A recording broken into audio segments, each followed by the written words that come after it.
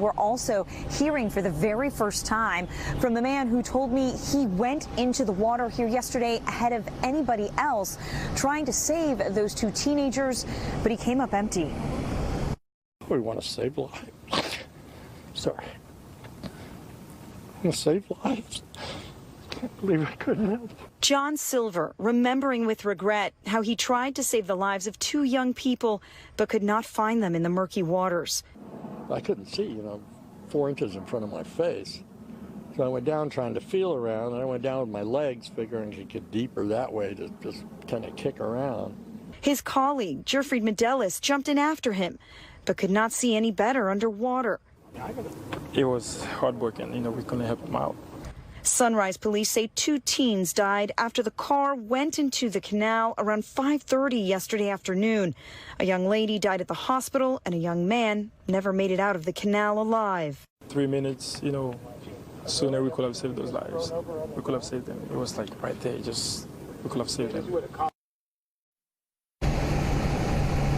And Jeffrey Medelis told me he just keeps playing the scenario over and over in his mind, what happened here, what might have happened had he reached here earlier.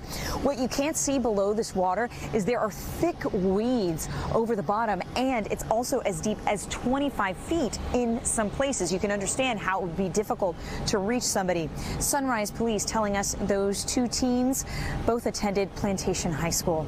Reporting live this afternoon in Sunrise, Julia Bagg, NBC6 News. Yeah, some fireworks really happening here, ladies, as this takeover of the Virginia Key Beach Trust is really drawing a lot of criticism from the black community.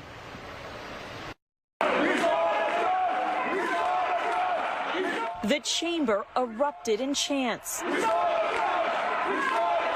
Dozens showed up to protest the city commission's takeover of the Virginia Key Beach Trust, calling on commissioners to restore the trust they recently took over themselves. We spoke with one of the ousted board members who describes what happened this way. Blatant injustice. I mean, see, all the more because it was all based on false information. These historic chambers. Commissioner Christine King now heads up the trust, newly made up of other members of the city commission. She previously told NBC6 anchor Jawan Strader this. That I have spoken with Miami-Dade County and the director of cultural affairs who has the charge of administering this money, and I was told there has been no progress in the 18 years. This project is nowhere near.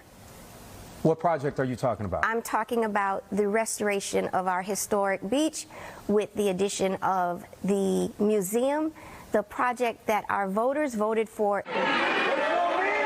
This morning's outcries ended with people being escorted out of City Hall. You are to speak on what's on the agenda. Commissioners previously criticized the board's lack of progress toward building a civil rights museum and noted concerns over how the trust spent taxpayer dollars. But Tinney had this to say about that. The complete audit report totally proves that there was no mismanagement, no malfeasance. Of course, nobody is perfect, but certainly those allegations were proved to be totally false.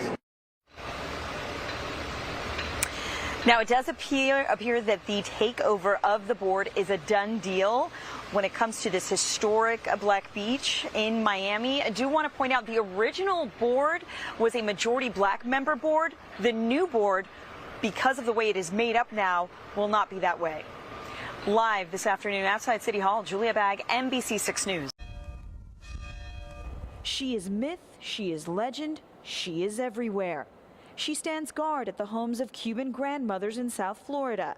On this island, she's at the side of the road, sculpted in perfumed wood, and revered for generations. Inside our taxi, there's not one but two of her on our driver's dashboard. The Virgin of Charity is the patron saint of Cuba.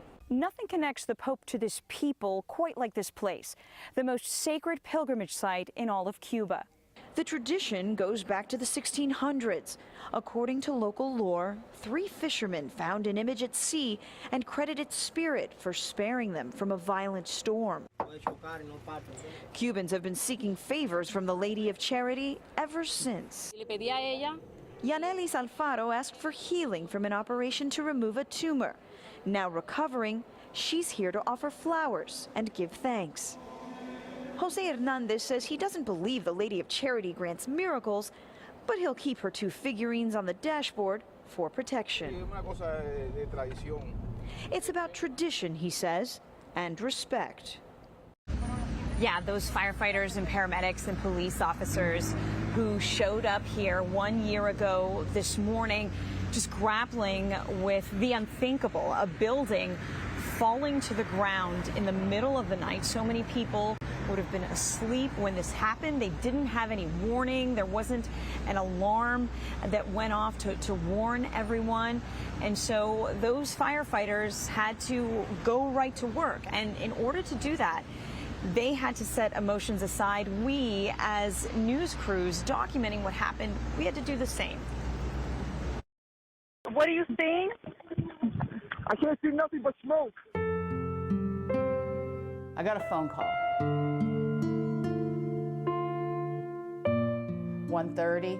I just remember jumping out of bed, getting dressed, getting my gear in the car, and thinking a building collapsed. That never happens in Miami. People were running hysterically everywhere, just screaming, yelling, chaos. As I walked up, you could see the smoke, you could see the dust, you could see people spilling out still onto the street, but it was pretty clear that this was a lot worse than I imagined. NBC6 photographer Linda Nestor saw paramedics returning with empty gurneys. If that building was full and those gurneys are empty, and then it kind of slowly, it hits you like, oh my God, everybody's dead. And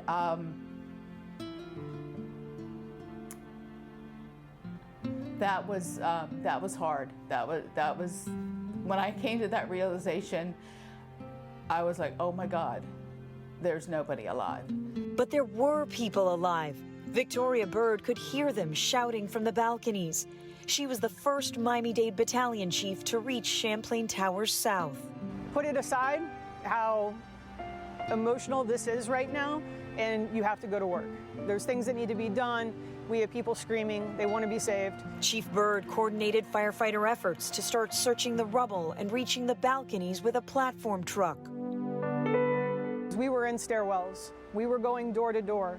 We searched every single apartment that was still standing. And they did this knowing that at any moment, the rest of that building could collapse. This is what we do. This is who we are.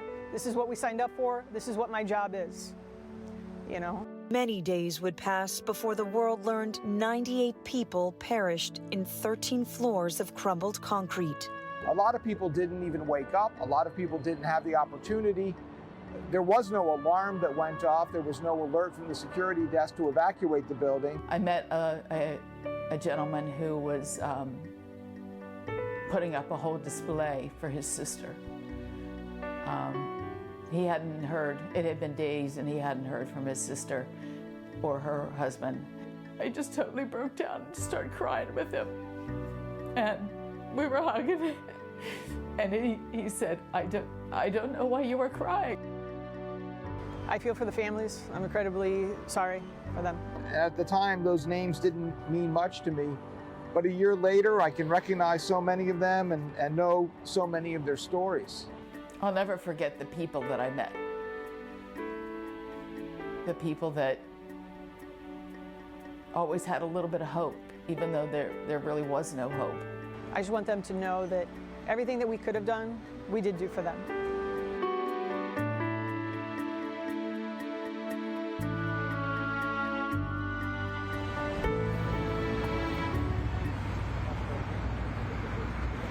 Those are indeed some painful memories. We shed a lot of tears that morning, Linda and I. I remember clinging to the verse, Psalm 34:18, the Lord is close to the brokenhearted, and that helped give me peace. I want to step aside and look at the sunrise here. I know that gives some people peace, seeing the sun come up over this hallowed ground site.